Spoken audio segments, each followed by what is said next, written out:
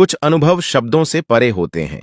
कुछ रहस्य ऐसे होते हैं जिन्हें कोई किताब नहीं कहती, परंतु एक साधक जब भीतर उतरता है तो वही रहस्य, वही अनुभव उसके भीतर स्वयं प्रकट हो जाते हैं। आज हम बात करेंगे उस अनुभव की जो आज्ञा चक्र के जागरण के बाद एक साधक की तीसरी आंख में प्रकट होता है। एक ज्योति जो न तो इस संसार की है न स्वप्न की, बल्कि एक ऐसा प्रकाश है जो आत्मा का द्वार खोल देता है। यह कोई साधारण ज्ञान नहीं, यह योगानंद परमहंस जैसे महान आत्माओं का अनुभूत सत्य है। इस वीडियो को यदि आप संपूर्णता से शांत मन और खुले हृदय से देखें तो संभव है कि आप भी इस रहस्य के द्वार तक पहुंच जाएं। और यदि यह यात्रा आपको छू जाए तो बस एक विनम्र आग्रह है, इस अनुभव को अकेला ना रखें, इसे औरों तक पहुंचने दें। वीडियो को लाइक करें और हमारे साथ इस गहराई भरी खोज में जुड़ने के लिए सब्सक्राइब करें। अब आइए उस द्वार पर चले जहां भीतर का आकाश धीरे धीरे प्रकाश से भरने लगता है। जब तुम आंखें बंद करते हो और अचानक तुम्हारे भीतर एक रोशनी चमकती है, तो वह रोशनी क्या है? वह कोई बाहर की वस्तु नहीं है, वह भीतर का आकाश है। वह रोशनी जो तुम्हें ध्यान में दिखती है, वह कोई सपना नहीं है, वह दिव्य है, वह एक संकेत है। आत्मा के द्वार खुलने का नीली, सुनहरी और सफेद रोशनी। यह क्या है? क्या यह कोई कल्पना है या फिर कोई गूढ़ रहस्य जो हजारों सालों से छिपा हुआ है? परमहंस योगानंद ने जब पहली बार अपनी आंखें बंद की थीं, तो उन्होंने कहा था, एक नीला गोला मेरे सामने तैर रहा था, जैसे ब्रह्मांड मेरी दृष्टि में समा गया हो। क्या तुमने भी कुछ ऐसा देखा है? ध्यान केवल एक प्रक्रिया नहीं है, ध्यान एक द्वार है, और जब साधक उस द्वार से भीतर जाता है तो सबसे पहले प्रकट होती है ज्योति। कोई कहता है वह नीली थी, कोई कहता है वह सोने जैसी चमकीली थी, और कोई कहता है एक सफेद प्रकाश में मैं खो गया और मैं वहीं समाप्त हो गया। आखिर यह रोशनी आती कहां से है? क्या यह आत्मा का प्रकाश है या ब्रह्मांडीय ऊर्जा का स्पंदन? इन प्रश्नों का उत्तर पाने के लिए हमें उतरना होगा अपने आज्ञा चक्र की गहराई में। यह यात्रा एक साधारण मनुष्य को एक दिव्य आत्मा में रूपांतरित कर सकती है, पर यह यात्रा केवल ज्ञान से नहीं होती, यह अनुभव से होती है। आज से हम एक ऐसी ही यात्रा पर चलेंगे जहां हर भाग में हम समझेंगे उस रोशनी का रहस्य जो ध्यान में दिखाई देती है, और वह रोशनी ही है। तुम्हारी आत्मा की आवाज तो तैयार हो जाओ, अपनी आंखें खोलने के लिए नहीं बल्कि भीतर देखने के लिए, क्योंकि यह यात्रा बाहर की नहीं, तुम्हारे अपने भीतर की है। और जब तुम इस भीतर की ओर देखना शुरू करते हो तो पहली बार तुम्हारा ध्यान उस बिंदु पर जाता है जिसे योग की भाषा में आज्ञा चक्र कहा जाता है। यह कोई काल्पनिक स्थान नहीं है, यह तुम्हारे दोनों भौं के बीच थोड़ा भीतर, थोड़ा ऊपर स्थित वह स्थान है जहां आत्मा और चेतना का मिलन होता है। सदियों से साधक इसी बिंदु पर ध्यान केंद्रित करते आए हैं। यही वह द्वार है जहां से दिव्य दर्शन शुरू होते हैं। यहीं पहली बार वह नीली, सुनहरी या सफेद रोशनी प्रकट होती है। लेकिन यह जान लेना जरूरी है कि आज्ञा चक्र सिर्फ एक ऊर्जा केंद्र नहीं है, यह तुम्हारे भीतर छिपे ब्रह्मांडीय नेत्र का केंद्र है। उसे तीसरी आंख कहते हैं। जब तक यह तीसरी आंख बंद रहती है तब तक तुम्हारे अनुभव बाहर ही रहते हैं, रूप, रंग, रुपया, रिश्ता पर। जब यह नेत्र खुलता है तब पहली बार तुम उस दुनिया को देखते हो जो शब्दों से परे है। परमहंस योगानंद ने लिखा है कि जब साधक आज्ञा चक्र पर ध्यान करता है तो वह सबसे पहले एक नीला गोलाकार प्रकाश देखता है जिसके बीच में एक सफेद तारा चमकता है। क्या यह कोई दिव्य संकेत है या महज मानसिक भ्रम? इसका उत्तर अनुभव में छिपा है। आज्ञा चक्र वह मध्य बिंदु है जहां शरीर की समस्त ऊर्जा केंद्रित हो सकती है। जब सांस, ध्यान और चेतना एक साथ इस बिंदु पर स्थिर हो जाती है तब वह बिंदु प्रकाश में बदल जाता है। और यह कोई साधारण प्रकाश नहीं होता, यह वही प्रकाश है जिसे सूफी संत नूर कहते हैं, जिसे आर्ष मुनि तेजविता कहते हैं, और जिसे मसीहा कहते हैं। ईश्वर का राज्य तुम्हारे भीतर है। जब तुम आज्ञा चक्र पर पूर्ण श्रद्धा और मौन के साथ ध्यान करते हो तो वह बिंदु तुम्हें एक नई दृष्टि देना शुरू करता है। तुम्हें दिखाई देता है वह जो सामान्य आंखें कभी नहीं देख सकती। यह दृष्टि बाहर नहीं जाती, यह भीतर उतरती है और यहीं से शुरू होता है ज्योति दर्शन का पहला अनुभव। जब वह नीली रोशनी प्रकट होती है तो साधक चौंक जाता है, क्योंकि वह रोशनी किसी बल्ब की नहीं होती, ना ही किसी आंखों के भ्रम की। वह इतनी गहरी, इतनी आकर्षक होती है कि साधक उसमें खो जाता है। परमहंस योगानंद ने कहा था, वह नीली रोशनी मेरे भीतर थी, लेकिन मैं उसे देख रहा था जैसे वह बाहर हो। यह विरोधाभास ही उसका रहस्य है, क्योंकि यह बाहर नहीं होती, लेकिन फिर भी दिखाई देती है। यह नीला रंग सदैव से अध्यात्म में गहराई, असीमता और शुद्धता का प्रतीक रहा है। यह वही रंग है जो गगन का है। यह वही है जो कृष्ण के शरीर का वर्ण कहा गया। यह वह रंग है जो बताता है अब साधक बाहरी संसार से ऊपर उठ चुका है। जैसे जैसे ध्यान गहराता है, वह नीली रोशनी स्थिर होने लगती है। कभी वह एक गोलाकार आकृति में बदलती है, तो कभी वह तुम्हारे चारों ओर एक आभा की तरह फैल जाती है। वह केवल देखने की वस्तु नहीं है, वह अनुभव की एक अवस्था है। इस अवस्था में प्रवेश करते ही साधक का मन शांत हो जाता है। विचार रुक जाते हैं, शब्द खो जाते हैं और रह जाती है सिर्फ एक बात, मैं हूं। लेकिन यह मैं अहंकार नहीं है, यह अस्तित्व की शुद्ध चेतना है। वह नीली रोशनी एक द्वार है जिसके पार चेतना के उच्च स्तर स्थित हैं।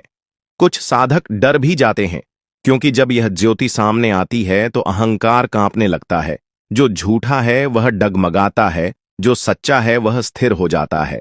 और ध्यान रखना, यह नीली रोशनी सिर्फ एक मंजिल नहीं है, यह तो शुरुआत है। जब तुम इस ज्योति में डूब जाते हो, तब वह धीरे धीरे अपना केंद्र खोलती है और उस केंद्र में प्रकट होता है एक तारा, एक छोटा लेकिन बहुत ही तेजस्वी उजाला, जिसका कोई आरंभ नहीं, कोई अंत नहीं। परमहंस योगानंद ने इसी को कहा क्राइस्ट लाइट, बुद्ध ने इसे कहा धम्मा चक्कू, और भारतीय योग परंपरा में इसे कहा गया बिंदु, जहां संपूर्ण ब्रह्मांड केंद्रित है। और इस बिंदु तक पहुंचने का पहला चरण है नीली रोशनी में पूर्ण समर्पण। यह समर्पण तुम्हें उस द्वार तक ले जाएगा जहां मैं मिट जाएगा और केवल प्रकाश ही प्रकाश बचेगा। यहां से हम उस चरण में प्रवेश करेंगे जहां उस सफेद तारे और सुनहरी आभा का रहस्य खोला जाएगा जो आज्ञा चक्र में दिखाई देती है। जब वह नीली रोशनी तुम्हें पूरी तरह समेट लेती है, तो तुम्हारा मन जैसे लुप्त हो जाता है और जो कुछ बचता है वह एक निर्बाध मौन है। लेकिन उस मौन के भीतर अचानक कुछ और प्रकट होता है। एक छोटा सा तारा, सफेद चमकता हुआ बिल्कुल केंद्र में, जैसे कोई दिव्य नेत्र तुम्हें देख रहा हो। परमहंस योगानंद ने इसे दिव्य तारे का द्वार कहा है। यह कोई साधारण प्रकाश नहीं है, यह तो चेतना का केंद्र बिंदु है। वह सफेद तारा तुम्हें आकर्षित करता है, जैसे कोई स्मृति भीतर से उठ रही हो कि तुम इसी ओर से आए थे और तुम्हें यहीं लौटना है। यह वही बिंदु है जिसे वेदों में कहा गया सत्यम ज्ञानम अनंतम ब्रह्म, वह ब्रह्म जो अनंत है, जो तुम्हारे भीतर है और जिसकी झलक तुम्हें इस सफेद तारे में मिलती है। लेकिन इतना ही नहीं, जैसे ही तुम्हारी चेतना इस तारे के निकट जाती है, चारों ओर एक सुनहरी आभा फैल जाती है, जैसे कोई सूर्य जन्म ले रहा हो। तुम्हारे भीतर वह सुनहरी आभा शुद्ध प्रेम की ऊर्जा है। यह बताती है कि अब साधक सिर्फ देख नहीं रहा, बल्कि वह उस रोशनी में एकाकार हो रहा है। वह सुनहरी आभा कोई रंग नहीं है, यह तो चेतना का ताप है। वह ऊष्मा है जो तुम्हारी पुरानी सीमाओं को जलाने लगी है। इसी को साधक ज्योति दर्शन कहते हैं। और यह दर्शन तब होता है जब साधक आज्ञा चक्र पर ध्यान, भक्ति और मौन के साथ पूरी तरह समर्पित हो जाता है। ध्यान देना, यह तारा और सुनहरी आभा कोई अलग अलग दृश्य नहीं है, यह एक ही चेतना के तीन रूप हैं। नीला विस्तार, सफेद बिंदु और सुनहरी ऊर्जा जैसे ब्रह्मा, विष्णु, महेश तीन, फिर भी एक जैसे सतरज तम, तीन गुण पर एक ही प्रकृति। ठीक वैसे ही यह ज्योति तीन रूपों में प्रकट होकर तुम्हारे भीतर छिपे ईश्वर की झलक दे जाती है। लेकिन यह दर्शन स्थिर तभी होता है जब साधक का मन भी स्थिर हो जाए, और यह स्थिरता ध्यान से नहीं आती, यह आती है पूर्ण समर्पण से, जहां मैं देख रहा हूं भी गिर जाए और बस देखना ही बच जाए। यही वह अवस्था है जहां साधक पहली बार अपने आत्मस्वरूप से साक्षात्कार करता है। अब हम आगे प्रवेश करेंगे उस आध्यात्मिक अनुभव की ओर जहां साधक को पहली बार ईश्वर का जीवन स्पंदन अनुभव होने लगता है। ध्वनि तरंग और दिव्य कंपन के रूप उस सूक्ष्म अनुभव में, जहां केवल प्रकाश नहीं बल्कि अब ध्वनि और ऊर्जा का जीवंत कंपन भी साधक अनुभव करता है। जब प्रकाश भीतर स्थिर हो जाता है तो चेतना एक और गहराई में उतरती है। अब केवल बात पर निर्भर करता है कि साधक किस स्तर पर पहुंच गया है। जैसे जैसे ध्यान गहराता है, यह ध्वनि बाहर से भीतर खींचने लगती है और एक समय ऐसा आता है जब वह तुम्हारी सांसों में, तुम्हारी धड़कनों में, तुम्हारे अस्तित्व की रग रग में समाहित हो जाती है। अब तुम सुनते नहीं हो, तुम ही ध्वनि बन जाते हो। और यही उस अनुभूति का प्रारंभ है जिसे योगानंद ने दिव्य करंट कहा। यह कोई बिजली नहीं है, यह चेतना की ऊर्जा है जो रीढ़ की हड्डी से उठती है और आज्ञा चक्र पर एक स्पंदन के रूप में महसूस होती है। कुछ साधक इसे एक रोशनी की तरंगों के साथ महसूस करते हैं, कुछ इसे एक कंपन या पुल्सेशन के रूप में, और कुछ इसे एक गूंजती हुई शांति के रूप में पहचानते हैं। यही वह अवस्था है जहां साधक को यह समझ आने लगता है, ईश्वर कोई व्यक्ति नहीं है, बल्कि एक स्पंदन है, एक चेतन धारा है, एक कंपन है जो निरंतर है, जिसे केवल अनुभव किया जा सकता है। और जब यह कंपन पूर्णता को छूता है, तब साधक एक ऐसी स्थिति में पहुंचता है जहां वह स्वयं को शरीर से परे, मन से परे और नाम रूप से परे अनुभव करता है। वहीं से आत्मा का नया सफर शुरू होता है। अब साधक उस क्षण में प्रवेश करता है जहां वह केवल एक देखता नहीं, सुनता नहीं, बल्कि पूर्णता को जीने लगता है। वह अब अपने भीतर उस चेतना का अनुभव करता है जो न सीमाओं में बंधी है, न नाम में, न आकार में। वह अनुभव करता है, मैं शरीर नहीं हूं, मैं मन नहीं हूं, मैं विचार नहीं हूं, मैं समय नहीं हूं, मैं तो वह हूं जो इन सब से परे है।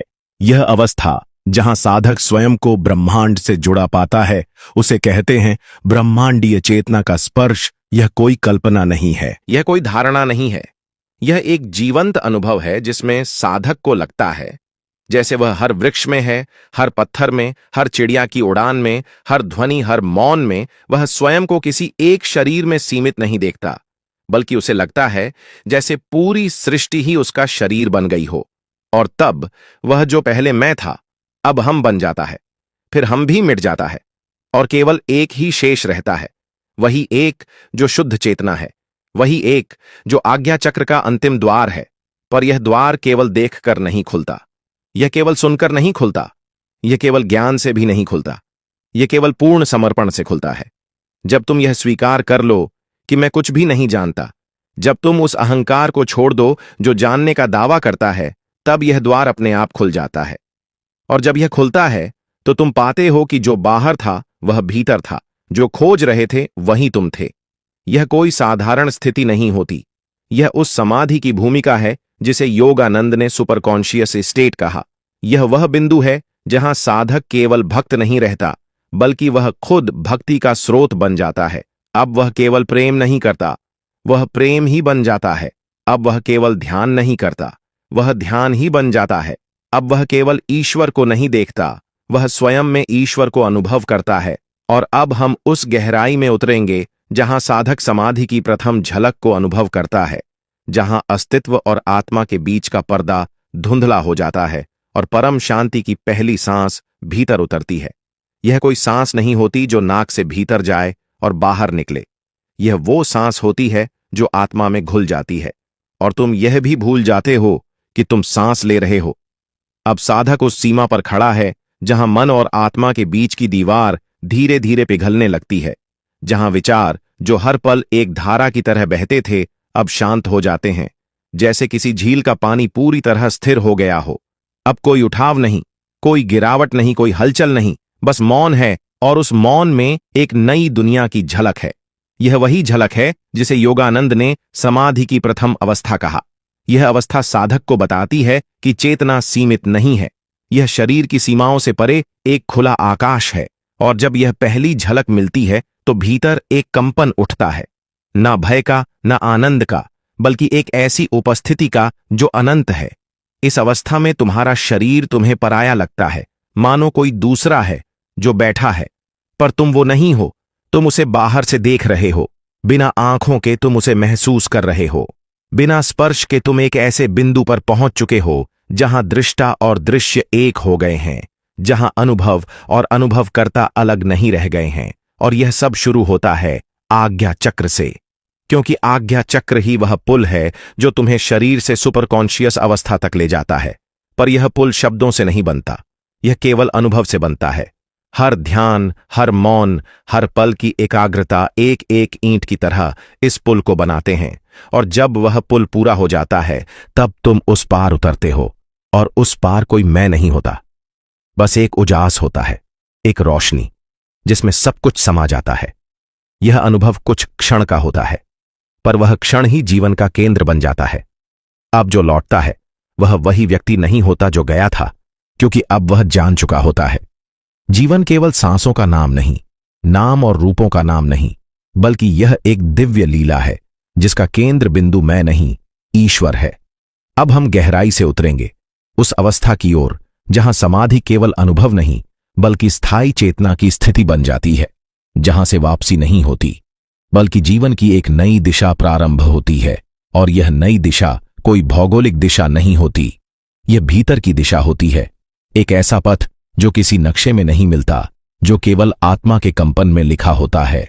अब साधक उस अवस्था में है जहां जीवन और मृत्यु एक जैसे प्रतीत होते हैं। न उसे किसी चीज से डर लगता है, न किसी चीज की चाह बाकी रहती है।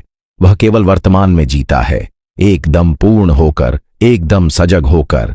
अब हर सांस, हर दृष्टि, हर मौन ध्यान बन गया है। जब साधक समाधि की स्थिर अवस्था में प्रवेश करता है तो अब यह कोई चमत्कार नहीं रह जाता, यह उनका स्वभाव संघर्ष नहीं, एक लीला है। अब वह किसी चीज को पकड़ना नहीं चाहता, बल्कि सब कुछ बहने देता है, और इस बहाव में उसे कोई डर नहीं, कोई चिंता नहीं, क्योंकि उसने अब वह अमृत छक लिया है जो आत्मा के गहराई में छुपा था और जिसे जागृत आज्ञा चक्र ने प्रकट किया। और अब हम प्रवेश करेंगे उस अंतरतम रहस्य की ओर जहां साधक की चेतना ब्रह्म के साथ पूर्णतः विलीन हो जाती है, जहां न प्रकाश न अंधकार, बस केवल अस्तित्व की निशब्द ध्वनि शेष रहती है। यह वह अवस्था होती है जहां साधक स्वयं को किसी रूप में नहीं देखता, वह केवल अस्तित्व को देखता है जो किसी नाम रूप या आकार से परे होता है। अब वह जानता है कि वह एक व्यक्ति नहीं बल्कि कृपा की धारा है, वह एक लहर नहीं बल्कि सागर है। यह अवस्था साधक को बताती है कि जो कुछ भी दिखाई देता है वह केवल छाया है, एक भ्रम, एक दृश्य खेल। तुम जो सोचते हो कि तुम शरीर हो वह केवल एक अस्थायी रूप है जो बदलने के लिए आया है।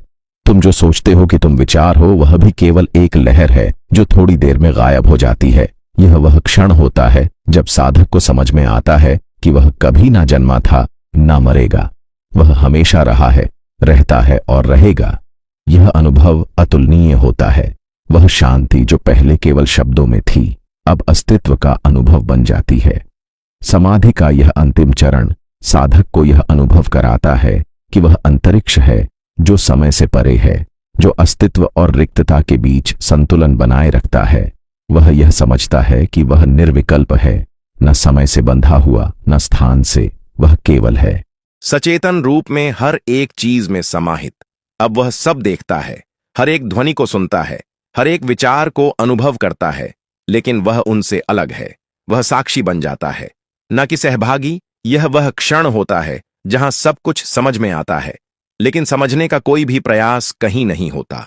साधक अब देखता है कि यह जो भी था, यह जो कुछ भी होने का अनुभव था, वह केवल एक सपना था। अब कोई भय नहीं, कोई संकोच नहीं। वह आत्म साक्षात्कार के साथ पूर्ण रूप से विलीन हो जाता है।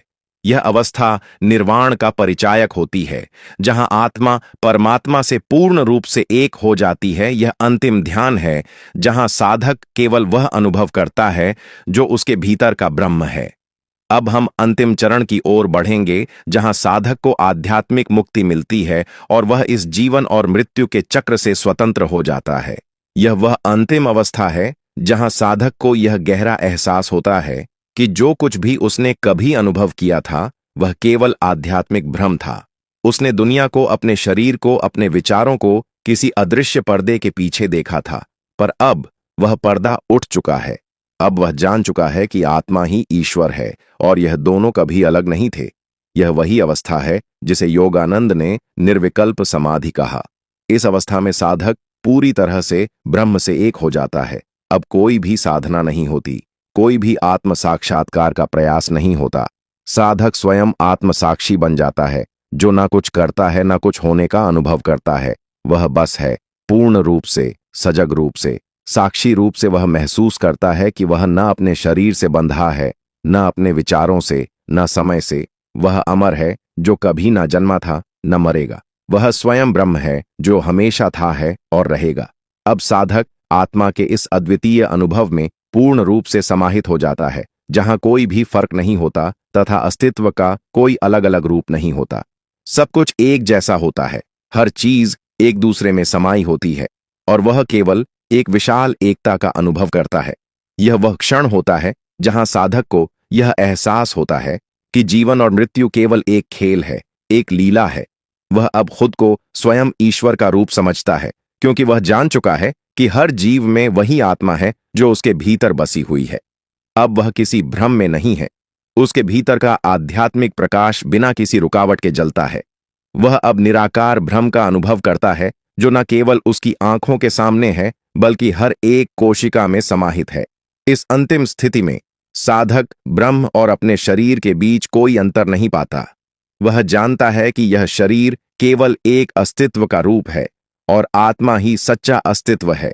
वह इस अवस्था में पूर्ण ब्रह्म ज्ञान का अनुभव करता है और यह अनुभव न केवल एक व्यक्ति का, बल्कि संपूर्ण विश्व का अनुभव बन जाता है। अब यह जीवन के अंतिम क्षणों का अनुभव है, जहां मुक्ति का मार्ग पूरी तरह से साफ होता है। वह अब सुख और दुख से परे है।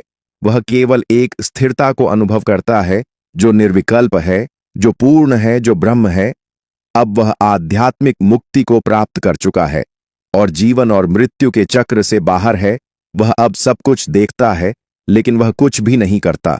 वह स्वयं ब्रह्म का रूप बन चुका है, जिसका कोई प्रारंभ और कोई अंत नहीं है। यह पूर्ण ज्ञान है, यह निर्विकल्प स्थिति है, यह आध्यात्मिक मुक्तिदायक अनुभव है जो उसे समग्रता में वापस लाता है। ये थी योगानंद जी की शिक्षा पर आधारित आज्ञा चक्र और ब्रह्म ज्ञान की यात्रा, जहां साधक स्वयं को जानता है, स्वयं को पहचानता है और अंततः स्वयं ब्रह्म बन जाता है। मित्रों, यह यात्रा केवल एक दृष्टिकोण नहीं, बल्कि एक आध्यात्मिक अनुभव है। आज आपने सुना क्या होता है जब हम अपने भीतर की सच्चाई को पहचानते हैं और कैसे आज्ञा चक्र के माध्यम से हम अपनी आत्मा के वास्तविक स्वरूप को पहचान सकते हैं। यह एक अद्वितीय अनुभव है जो हर एक साधक के लिए जीवन का सबसे महत्वपूर्ण मोड़ हो सकता है। हमारे जीवन का सबसे बड़ा उद्देश्य यही है, स्वयं को जानना, स्वयं को समझना और फिर उस अद्वितीय सत्य के साथ एक हो जाना। हमारे भीतर जो दिव्य ऊर्जा समाई हुई है, उसे जागृत करना, उसे अनुभव करना, यह असली योग है, असली ध्यान है और यही ब्रह्म ज्ञान है। अगर आपने इस वीडियो से कुछ सीखा या कोई नई दिशा पाई, तो कृपया इसे अपने दोस्तों और परिवार के साथ साझा करें। इस वीडियो को लाइक करें और चैनल को सब्सक्राइब करें, ताकि हम और भी गहरे ज्ञान और आध्यात्मिक अनुभव साझा कर सकें। आपका ध्यान ही आपका सबसे बड़ा शिक्षक है। इसे हर दिन साधे और देखिए कैसे आपकी आत्मा अपने असली रूप में खिल उठती है। धन्यवाद।